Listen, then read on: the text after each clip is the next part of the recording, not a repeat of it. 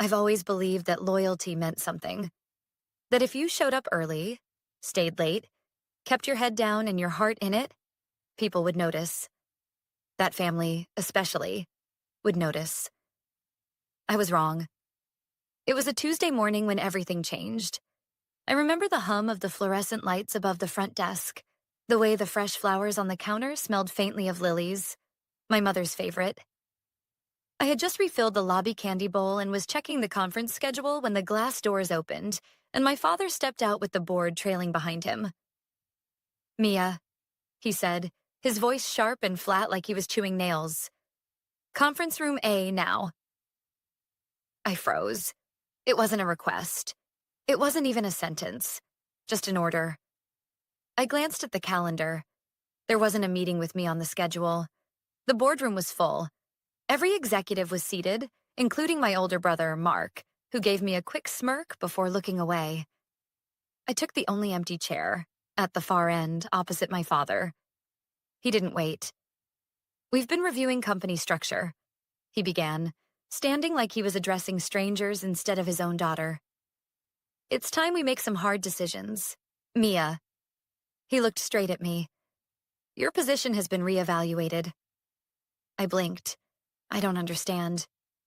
"You're a receptionist," he said. "You greet clients, answer phones. That's not a strategic role. We need professionals running this place. Family or not, I don't care." The room was silent for a second, like even the air had stopped moving. And then, someone chuckled. Then another. I think it was one of the financial officers. I couldn't tell. My vision blurred for a second. They were laughing. At me. "I've been here for 7 years," I said quietly, barely able to steady my voice. "I've done everything you've ever asked. I know every client, every internal process, every system update. I trained half the staff sitting at this table." "That's not the point," he snapped. "You're not qualified for anything beyond the front desk. That's where we started you, and that's where it ends. We're restructuring. You'll be leaving by the end of the week. HR has your exit paperwork." The words didn't make sense. Not right away. My body heard them before my mind did. Leaving? Exit paperwork? I looked around the table. No one met my eyes. Not even Mark. Especially not Mark. And just like that, my father turned his back to me and kept speaking. To them. Like I wasn't even there anymore. "Let's move on. Next topic. Client escalation protocols." I sat still for a full minute after he spoke, trying to breathe without shaking. But my hands trembled. My chest burned. I stood up. Quietly. Slowly. My chair barely made a sound. And then, just as I reached the door to leave, those same glass doors opened again. A man in a navy suit stepped inside the boardroom like he owned the air around him. It was Mr. Howard, CEO of Garnett and Rowe, our biggest client. A man who never came to our office without an appointment. A man my father had spent years trying to impress. He walked past the boardroom table like none of them existed. Then he stopped. "Where's Mia?" he asked. No one answered. He looked around again. "Is she in the lobby?" I turned, stunned. He saw me and his face lit up. "Mia, there you are." He walked up, took my hand. "I've been calling your direct line all morning. I wanted to thank you in person for fixing the delivery issue last week. Saved us 6 figures. I opened my mouth, but nothing came out. My father stared at us, pale as the marble conference table. Mark looked like he'd swallowed a lemon. "I told your dad last month," Mr. Howard continued, addressing the room now. "This company runs on its relationships. And this woman," he pointed to me, "is the only reason we're still doing business with you. Just thought it was time someone said it out loud." No one laughed now. I looked at my father. His mouth was tight, his knuckles white against the edge of the table. He didn't say a word. And in that silence, I realized something. I had spent years trying to prove I was valuable, but maybe I'd never needed to prove anything at all. Not to him. Not anymore. I didn't say anything as Mr. Howard left the room. He gave me a nod, a kind smile, and a final firm handshake before turning and walking back through the same glass doors he came in from. The boardroom was silent in his wake. I stood there, unsure what to do next. Half of me expected someone, anyone, to speak, to apologize, to backtrack and admit that maybe I wasn't just a receptionist after all. But no one moved, not even my father. He sat there stiffly, jaw clenched, eyes fixed on the polished table like it would offer him a script. Maybe something to say to fix what had just unraveled in front of all of us. But there was nothing. So I turned, walked out the door, and back to the reception desk.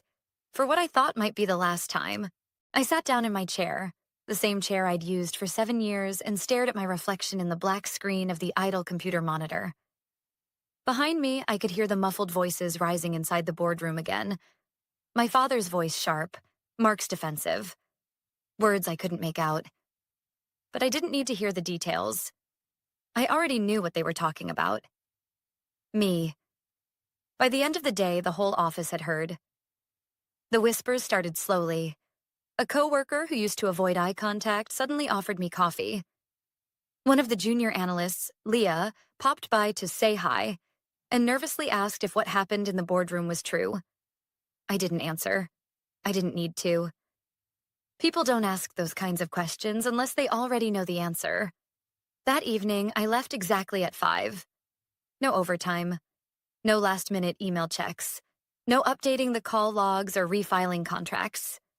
Just me, walking out into the cool autumn air with my bag over my shoulder, feeling the sting of betrayal sharp in my chest. I didn't go home. Instead, I drove to the edge of the city, parked near the old coffee shop I used to frequent when I was fresh out of school, and sat in the car with the engine off. The parking lot was mostly empty. The windows fogged as I sat there, staring at the dashboard, running everything through my head over and over. What had I done wrong? Had I pushed too hard to be seen? Had I made myself too available, too useful, to the point where they forgot I was more than the role I played? Or maybe, just maybe, they had never really seen me at all. A knock on my window startled me. It was Leah, the analyst from earlier. She held 2 to-go coffee cups in her hands.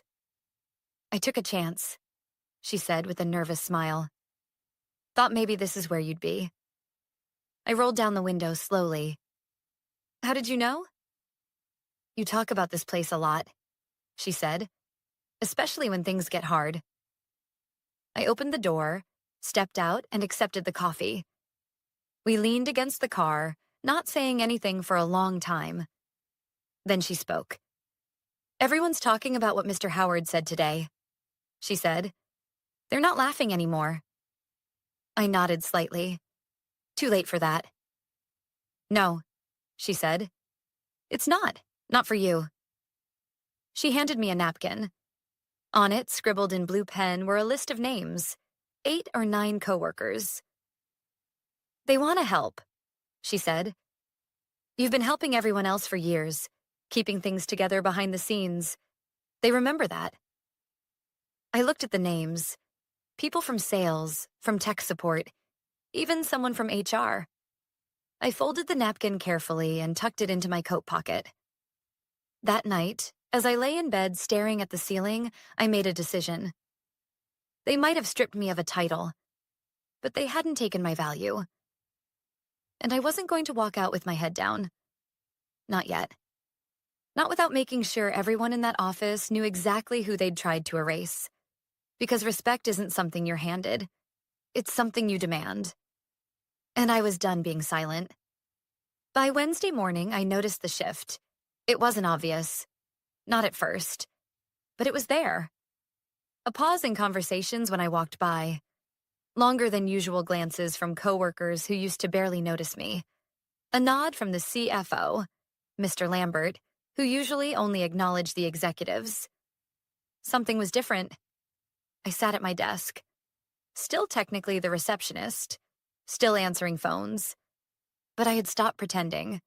I didn't force a smile. I didn't laugh at bad jokes or fetch last-minute copies for meetings I wasn't invited to. I did my job. Efficiently. Calmly. like someone who already knew something no one else did, because I did. Mr. Howard's visit had cracked something open, not just in my father, but in the company. Word spread fast, faster than even I had expected. And not just inside our walls. Clients started calling, asking for me by name. It started with an email from our logistics partner, Amir, in Dubai. Then another from Clara in Chicago. Then a call from a senior rep at Rowan Financial. All with the same request. Can we speak to Mia? Apparently, I was no longer just the person who greeted them. I was the person they trusted. The one who solved things. The one who remembered birthdays and noticed when someone sounded tired on the phone. The one who never needed credit to do the work. Until now. I didn't say much, even as I forwarded messages and patched calls to the right departments. I let the evidence speak for itself. Every time someone bypassed a department head to speak to me, another crack formed in the glass palace my father had built around his executives. By Thursday, my brother Mark cornered me near the break room. "You need to stop making this a thing," he said under his breath. I stared at him, slowly sipping my tea. "Making what a thing?" He lowered his voice even more. "You know exactly what I mean. Clients going around the chain of command, people gossiping. Dad's furious.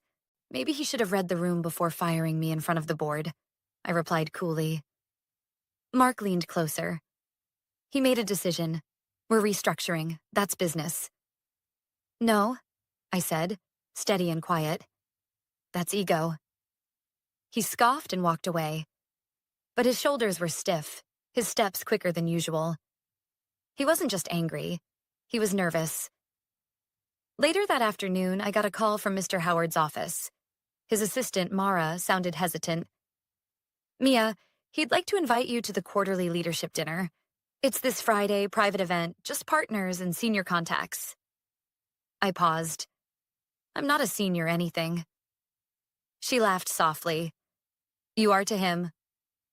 That night, I sat with the invitation in my hands, heart thudding in my chest. This wasn't just a social dinner. It was a message.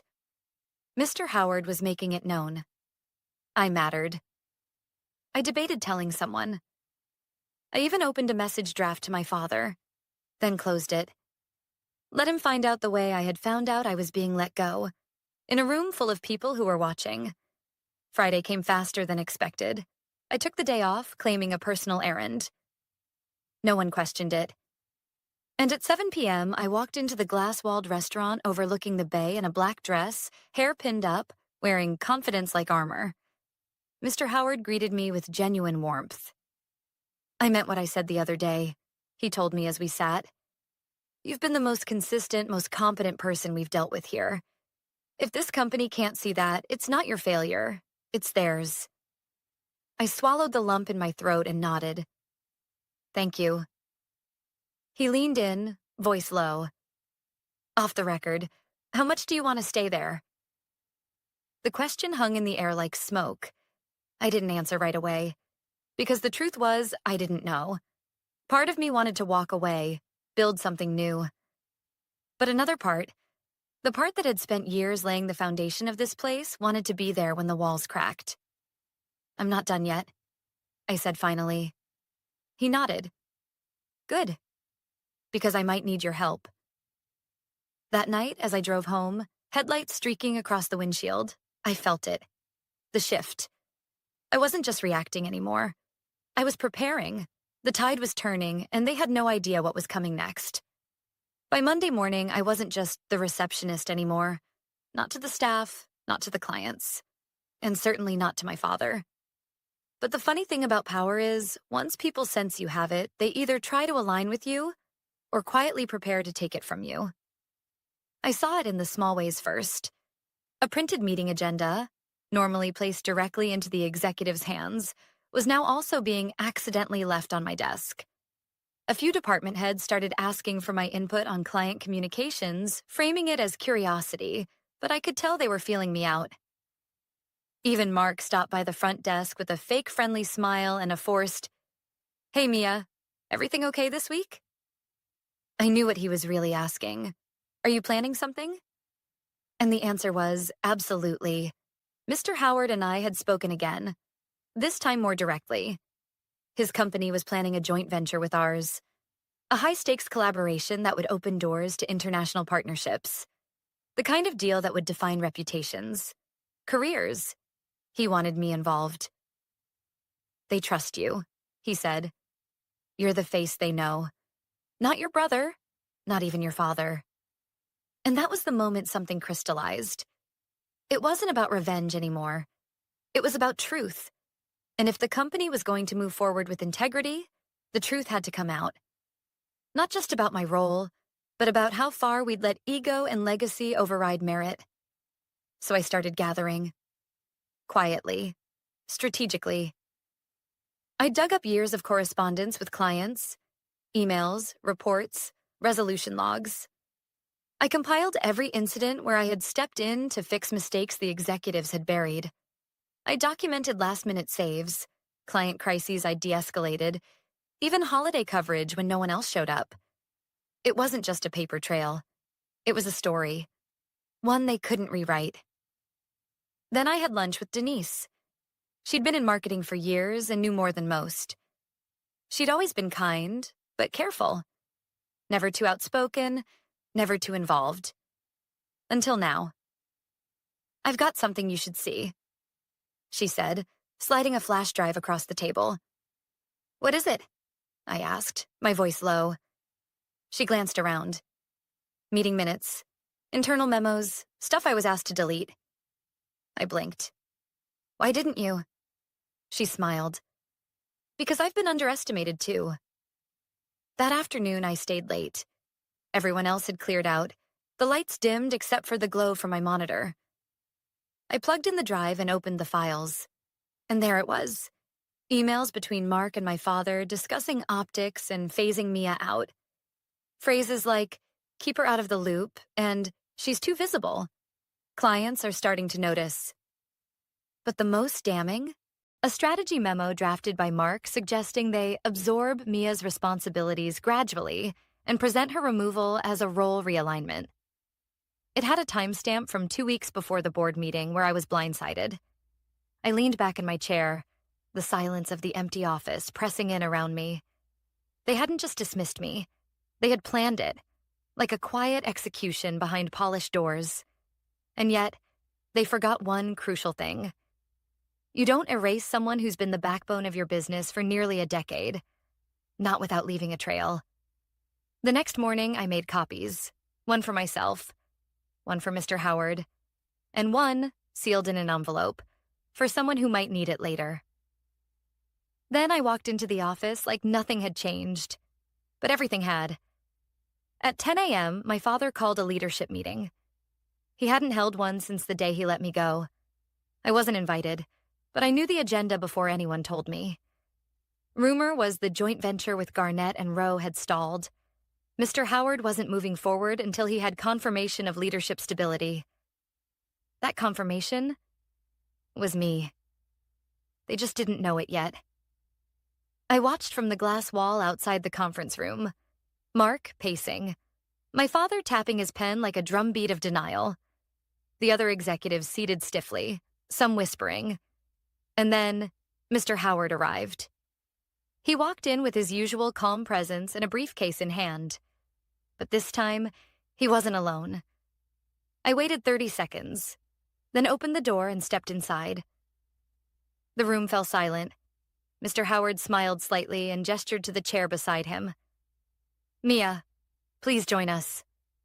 My father's eyes narrowed. She's not on the leadership team. Mr. Howard didn't flinch. She is now. I sat down, not just to take a seat, but to take back my voice. Because this was no longer about titles. It was about truth, and I had it in spades. The moment I sat beside Mr. Howard, I felt the room tilt. Not physically, but perceptually. All the old dynamics, the unspoken hierarchy, the way everyone deferred to my father or looked to Mark for approval, shifted. Suddenly, people didn't know where to look, or who held the real power in that room. I didn't say anything, not at first. I let the silence speak for me. Mr. Howard began the meeting with his usual composed tone, but there was steel behind his words. Before we discuss next steps in the joint venture, I want to address something more fundamental. Trust. That word hit the room like a dropped hammer. He looked around the table. Over the past year, I've watched how this company operates. I've observed your client relationships, your leadership structure, and your internal dynamics. And frankly, I've grown concerned. My father stiffened. With all due respect, I'm not sure this is the place. No, Mr. Howard said sharply, turning to him. This is exactly the place. Then he reached into his briefcase and pulled out a folder, the same one I had given him that morning. I've reviewed documentation that paints a troubling picture, a deliberate effort to marginalize one of your most capable employees, an employee who, by all accounts, is responsible for holding together several of your largest accounts, including mine. He opened the folder and slid it across the table to my father. My father didn't touch it. Mark shifted in his seat, color draining from his face. This is absurd, my father said finally. Mia was a receptionist. We gave her a job. She was never what? I cut in quietly. Never qualified? Never supposed to be more than the girl who smiled at the front desk and kept your calendar in check? He turned to me, surprised by the interruption, but I didn't back down. Do you know how many times I cleaned up after your mistakes, Dad? My voice stayed calm even. How many clients I saved when Mark missed a deadline or someone sent the wrong proposal or forgot a name on a conference call? The room stayed quiet. I didn't do it for applause, I continued. But I also didn't do it to be erased. Across the table, Denise gave the smallest nod. Quiet support. Mr. Howard leaned forward. Let me be clear. My company will not move forward with any deal unless Mia is involved in a senior capacity. Period. She's not a receptionist. She's the reason you've kept us this long. The weight of his words hung in the air. Then he added, almost as an afterthought, and if she leaves, we go with her. My father's jaw tensed. You're letting personal bias cloud business. No, Mr. Howard said. You did. Silence. For a long moment, no one said anything. Then slowly, my father reached for the folder, flipped it open. His eyes scanned the first page, then the second. And I watched it happen. The realization that this wasn't just an embarrassing moment. This was evidence. This was exposure.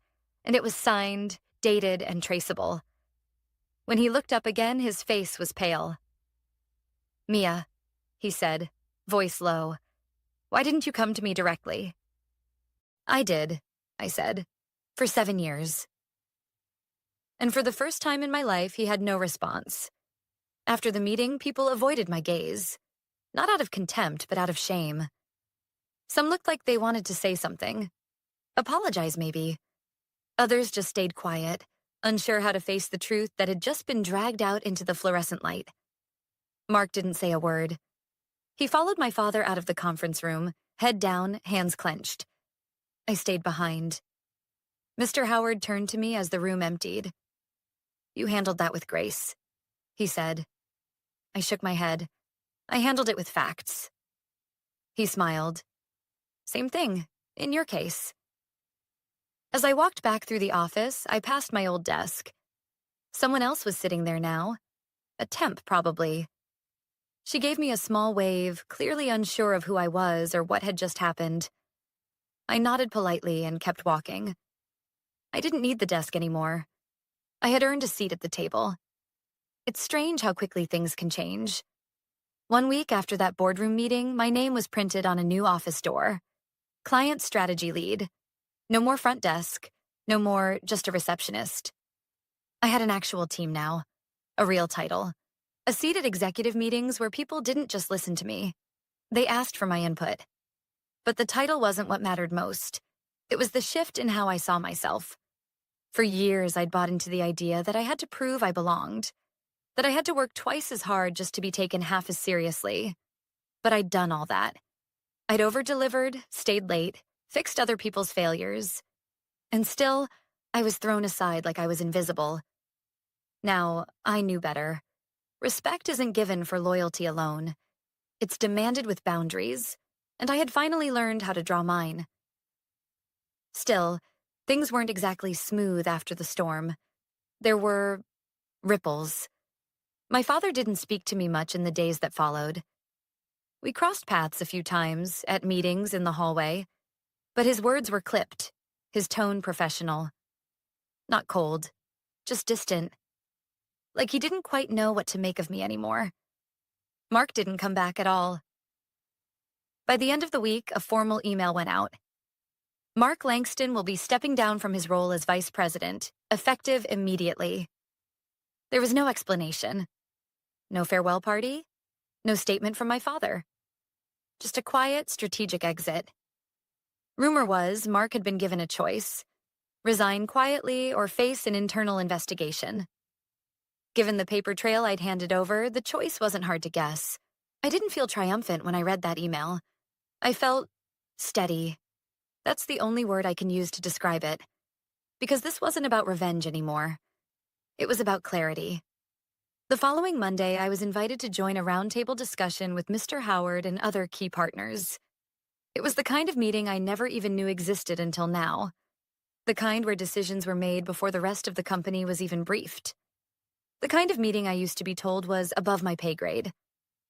And now, I was in the room. Not because of politics, but because of proof. Afterward, I returned to my office and found an envelope on my desk. No name. Just the words, "For Mia," written in pen I recognized instantly. My father's handwriting. I hesitated before opening it. Inside was a note, handwritten. No company letterhead. "Mia, you've always had more strength than I knew how to handle. I see that now. You didn't just earn your place. You defended it, even when I made it impossible. That kind of resilience, I didn't teach you that. You taught it to yourself. I don't expect forgiveness. I just want you to know I'm proud of you. Dad." I read it 3 times before setting it down. It wasn't perfect. It didn't erase what he'd done. But it was a beginning.